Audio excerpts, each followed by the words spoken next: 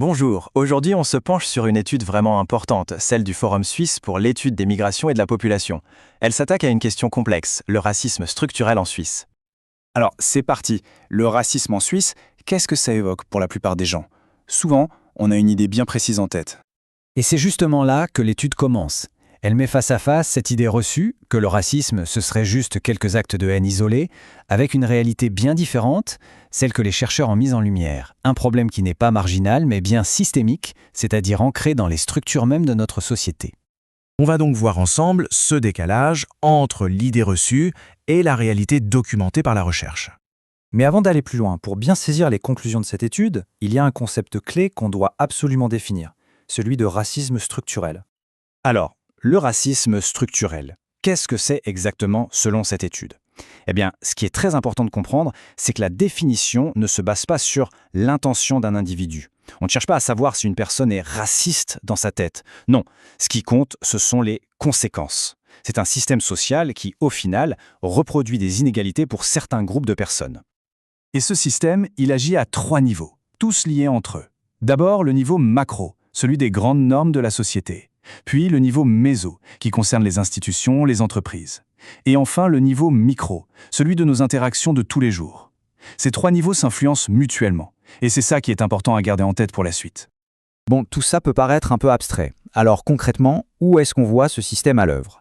L'étude nous donne des exemples très parlants, à commencer par le marché du travail.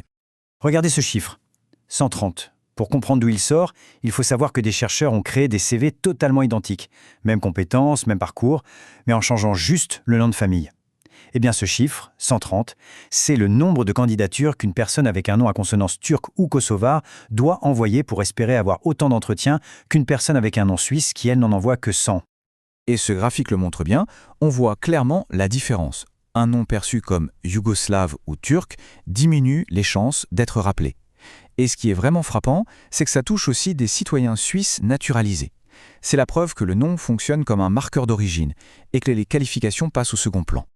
Alors, on a vu le travail. Mais ça ne s'arrête pas là, malheureusement. Les chercheurs ont utilisé exactement la même méthode, des candidatures fictives, pour un autre domaine essentiel de la vie, trouver un logement. Et le résultat est sans appel. L'étude a montré que, là encore, des personnes avec des noms à consonance turque ou albano-kosovar se heurtent à des difficultés. Elles ont systématiquement plus de mal à obtenir ne serait-ce qu'une visite d'appartement, comparée à celles qui ont un nom suisse. Et là, il y a un détail qui est absolument crucial. Les chercheurs ont aussi testé avec des noms allemands ou français. Et là, pas de discrimination. Ce que ça nous dit, c'est que ce n'est pas une hostilité générale envers les étrangers. C'est bien plus ciblé que ça. C'est une discrimination qui se base sur une origine perçue comme différente. Le travail, le logement, ce sont 2 exemples très forts, mais ce ne sont que la partie visible de l'iceberg. L'étude montre bien que ce système a des ramifications dans plein d'autres domaines de la société.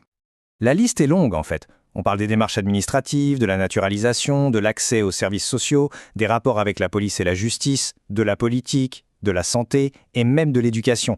C'est vraiment l'ensemble de la structure sociale qui est concernée. Prenons un autre exemple concret, la naturalisation. Quand la décision est soumise au vote populaire, l'étude montre quelque chose d'assez édifiant. Le pays d'origine du candidat pèse souvent plus lourd dans la balance que son intégration économique ou sa maîtrise de la langue. Ok, on a vu le travail, le logement, la naturalisation. Maintenant, la question c'est, qu'est-ce qu'on fait de tout ça? Quelle est la vision d'ensemble? Et c'est là qu'on arrive au cœur du message de cette recherche.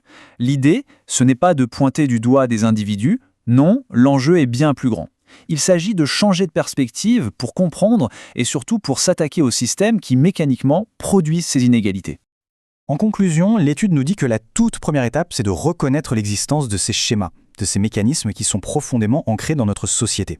Et ça nous laisse avec une question finale, une question fondamentale pour la suite. Si le racisme est un système, comment fait-on pour le changer ?